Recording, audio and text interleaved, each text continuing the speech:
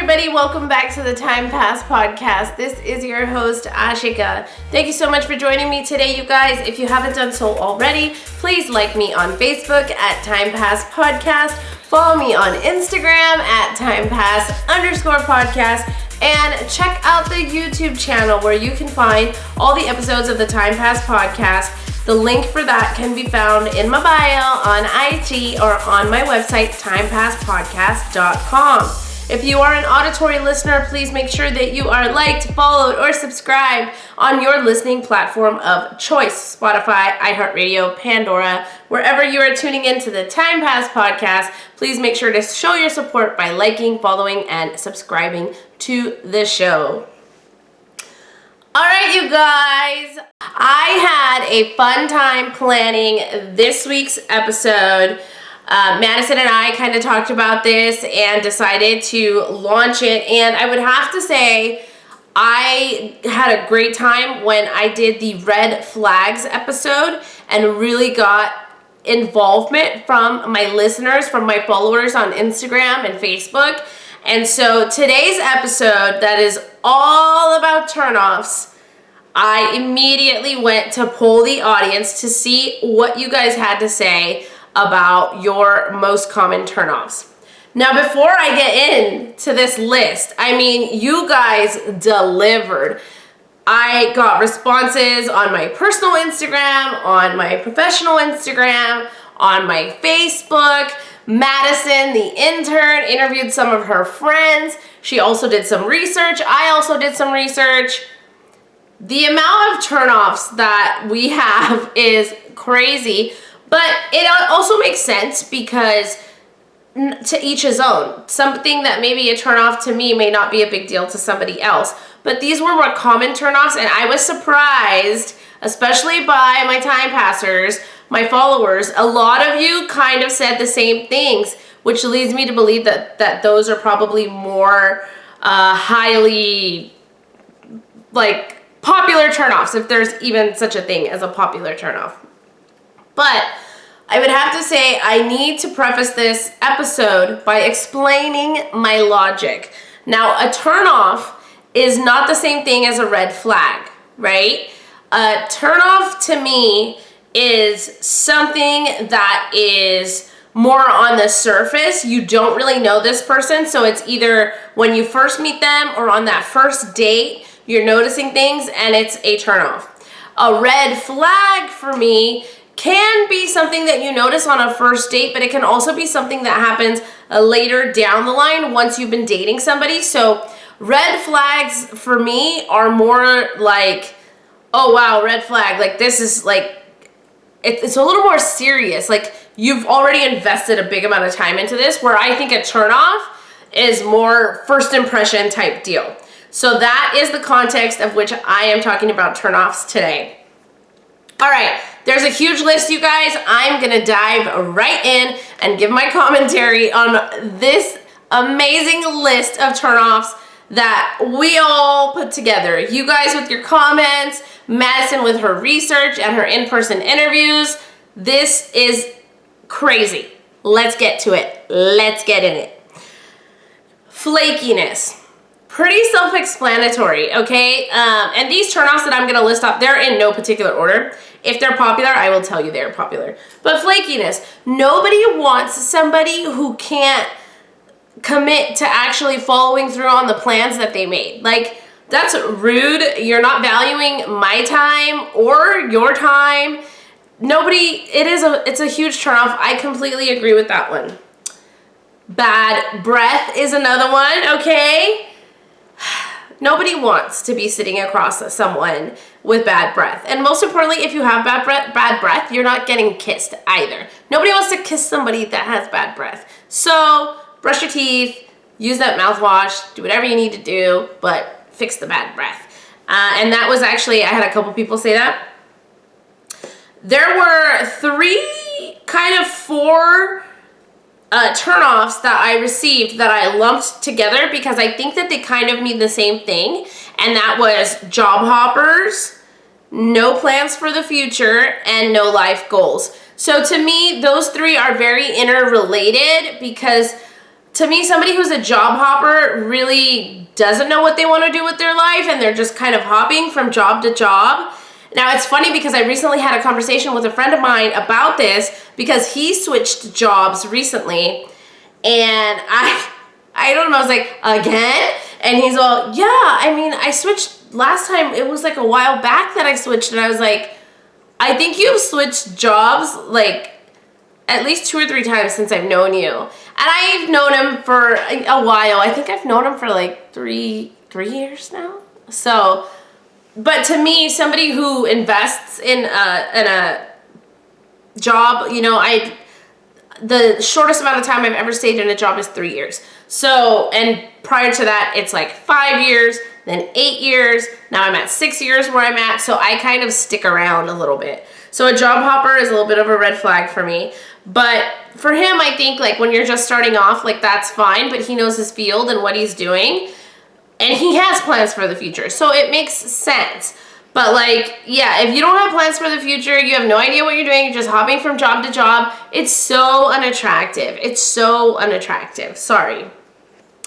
This is hands down, this next one is hands down the biggest one I received. Multiple people said this. We also found it in our research multiple times.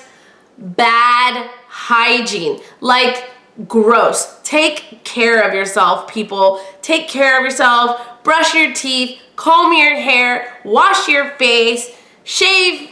Don't shave. Whatever. Take care. Take care of yourself. It should be self-explanatory, but there are people out there with bad hygiene, and it's a huge turnoff for both men and women. Another one I got was selfish. Yeah, definitely if you meet somebody or you're on that first date and they're being selfish off the bat and not like paying attention to your wants and needs or being considerate of your feelings and your needs, turn off. Sorry. Inconsiderate or unaware. Now, inconsiderate, I understand. Like, you're inconsiderate because you're just not considering other people's feelings, emotions, whatever it is. Even their physical space, comfortability levels, whatever it is. Unaware, even though I looped these two together, unaware is, it kind of makes me feel some type of way because I can be unaware sometimes. I'm admitting this here. And it has happened a lot when I am with a group of friends. I'm very present with the people I'm with, but I become unaware of my surroundings a little bit.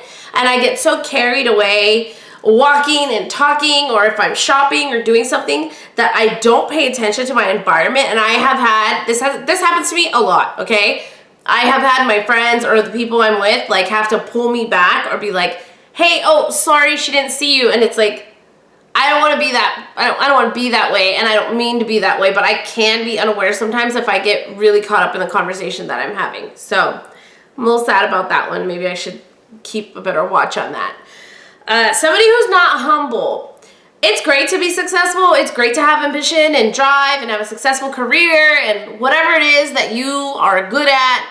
It's okay, you know, to feel good about what you're doing, but don't brag about it. It's such a huge turnoff. Nobody wants to hear that. Like, we'll find out on our own. Don't brag about it. Eating with your mouth open. Yeah, this can be a turnoff. If this is like you can observe this on a first date, or even if somebody you think is attractive from across a room and then you see them eat something and they're eating with their mouth open, it can be a turnoff.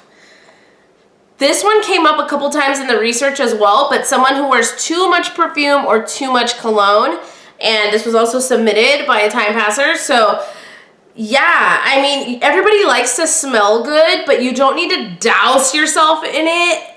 And I did this episode, Sense and Sensibility. Perfume and colognes, they linger and they're strong and they stay on you. You don't need to douse yourself in it. People will smell you, but they don't need to smell you from like 100 feet away, okay? They don't need to be tasting your scent. Let's put it that way. No confidence or not engaging. So to me, this is somebody who maybe you're interested in, or they've approached you, or you're talking to them and they're not making eye contact. they're not really engaging in the conversation. And I feel like sometimes when somebody doesn't engage, maybe they're nervous. And so that's where I think that the low confidence comes in. And that's why I grouped these two together. But when you are actually interested in someone and you want to ask them out, or you're on a date with them, you need to appear confident. You need to be able to hold up your end of the deal. It's not a one-person date. They actually agreed to go out with you. So you need to be an active participant. Bad grammar. Believe it or not, this was sent in by a woman, but it was also on this list that I found for male turnoffs. Apparently men are extremely turned off by bad grammar. Who knew? Who knew? This person also said too many emojis in text messages. I get this, okay? Like, I love using emojis, but you have to scale it back. Like, one emoji per sentence, per text maybe, or one emoji every 3 or 4 texts would make sense, but you don't want to overdo the emojis, okay? Check yourself on the emoji usage. This person, I love this because it's such a first impression thing. Skinny legs. For this person, skinny legs is a turnoff. Hey, to each his own. This is something that also is very specific to a person, but another person sent this in, and it's a dry nose, and she specifically gave an example. She said if I go in to kiss them and their nose is dry, it's an immediate no. Immediately no. No dry noses for this person. Huge turnoff. I mean, I didn't even know noses could get dry. Like, I don't know. This is a big one for me. It's a huge turnoff for me, and it came up a couple different times in a couple different ways in the research and also submitted by one of you. But stonewalling communication and never making plans. Like, yeah, you want to communicate with me, you want to talk to me, but you never want to make plans with me. Like, I don't want a phone boyfriend. I don't want a phone a friend relationship. I want a real relationship with a real person. So make those plans. Take the initiative. Make it happen, okay? Somebody who's late, it is a turnoff. If you get there and you're able to be there on time and you're considerate, it shows that you're considerate and that you respect their time and you respect your time. And if someone's late, it can be like a little bit of a turnoff. That said, I am always running late, you guys. Like, always running late. But I communicate. I'm like, hey, I'm like 5 minutes behind. It's funny because when I go on first dates, I always try to get there early because I like to like have the lay of the land. But I do tend to run late a lot. Narrow-minded. Pretty self-explanatory. You don't want somebody who is not open to new thoughts and ideas and is just very narrow-minded in their thinking and their ways and unable to deter from that. Jealousy. You don't want somebody who's overly jealous. That may be a little bit more red flaggish because I feel like jealousy shows after a little bit, but if there's somebody who you meet and they're already jealous right off the bat, maybe no. Playing hard to get. Yes, it is a turnoff. Like, I like you, you like me, we like each other. Let's just be. Like, let's just talk. Let's figure this out. You don't have to play hard to get. Like, don't play hard to get. It's not fun. We already know we like each other. Just be genuine. If you like me and I like you, like, it's okay to admit that. It's okay to be vulnerable. It's okay to be genuine, guys. Come on. Lack of communication. This is another one. I think it kind of goes with playing hard to get because a lot of times I feel like people who are playing hard to get, they will give you that lack of communication. They won't communicate with you because they think it makes you want them more. No, makes me get bored, guys. It makes me get bored. It makes me think that you're immature, and it makes me think that I don't want you more. I actually want you less. Boring or not funny. Like, this is a thing, and I have said it on the show before, but if you are funny and you can make me laugh, you're already like 30%, 40% more attractive to me if you can make me laugh. If you can make me laugh, I value that. I love to laugh. I love to have a good time. It makes you more attractive. It makes you more, like, comedic timing. You can read a room. Who doesn't like laughing? Like, it's fun. So, yeah, absolutely. If you can make me laugh. And if you're not able to make me laugh and you're just boring, like, I'm going to get bored. So that's a huge turnoff. Huge, huge, huge.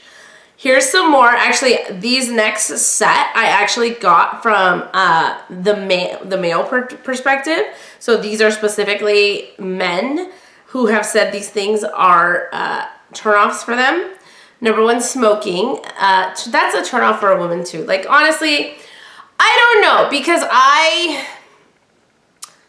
guys, I used to smoke, like, back in the day, like back in the day. I was never like a heavy smoker or whatever, but when I was bartending, I used to smoke. Okay, I'm admitting it right now. And I would say, like, it's a turnoff. But I don't know. Like, for guys to say that for women it's a turnoff, I get it. For me, I don't mind if a guy smokes. I guess I just don't want him to be like a chain smoker. Like, no, don't do that. Don't do that. That's not attractive. Males also said that a woman who is unhealthy, doesn't take care of herself or do any sort of physical sort of exercise or hobby is a turnoff for them. I can see that. Excessive boozing. Listen, like I said, I just said it, I used to be a bartender. I like a good drink. I pride myself on making drinks and craft cocktails, especially when I'm entertaining here at home. But I don't want you to get drunk on our dates. Like, no, it's okay to be like buzzed or tipsy, but you don't want to be like excessively drunk and boozy on your date. Like, that is a turn off. Sorry. This next one I thought was super interesting, especially coming from the male perspective. It was fussiness and or picky eaters. Apparently, like, guys don't like it when you're too picky of an eater. Like, okay, I get that. Like, I have dietary restrictions on certain days, but besides that, I'm pretty much game. I'll eat, I'm open to trying new things. But I guess men don't like it when you're overly picky or fussy. Interesting. This also came up on the men's being unfunny or laughing too much. So you're not laughing at all or you're laughing too much. Don't laugh at every little thing he says. It's not like, you may be nervous. Don't do the nervous laugh. It is a turnoff to these men, y'all. They don't like it. Interrupters. Okay, I think this is a male and female thing, but it's interesting to me that it came through on the male research. Nobody likes to be interrupted. Let somebody finish a thought. Let somebody have that conversation, listen to it, and then respond. What it tells me when you are an interrupter is that you're not actually hearing what I'm saying. You're not actively listening. You are thinking of what you want to say in response to what you heard. You're not actually listening to what I said and trying to decipher, like, what I'm saying, the deeper meaning behind it. No, you're just interrupting. You're being selfish and you're being rude. Huge turnoff. This is a big one for me, you guys. I hate this, especially on like dating apps or Instagram or anywhere I meet people, or even in real life. Like, IRL, when I meet people and they're like, hey, what's your Snap? Number one, I don't have Snapchat. Number two, ask for my number like a normal human being. Do not ask for my Snapchat, you little hoe. That's exactly what I think of when somebody's like, hey, what's your Snap? You're up to hoe business. You're up to hoe business. No. Turn off. Someone who makes plans at the last second and never plans ahead. This is probably my number one turn off, you guys, because this is a challenge for me. I am a busy person. I work. I have a daughter. I have a show. I have my own social life. I have family obligations. Like, I am pretty planned out. It's so funny because just earlier today, I went over to my mom's house and I was talking to her and she was like, hey, can you take me to the store? And she's like, I really want to go to the store. We have a family event coming up next week.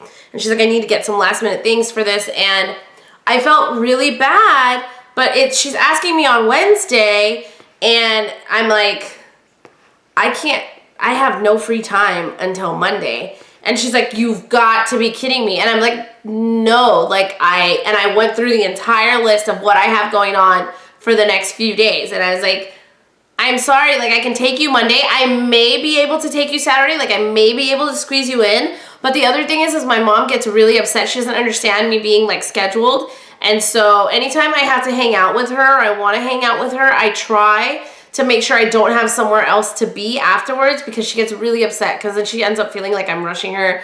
And quite honestly, I probably am, but not on purpose. I'm just like an impatient person when it comes to shopping, and she could shop all day. She really could shop all day. I'm a very like, I know what I want, I'm gonna get it, and I'm gonna leave the store. Like I'm not gonna look around at 1,000 different things. She can look around at 1,000 different things, so I'm always like a little impatient and I'm like, let's go, let's go.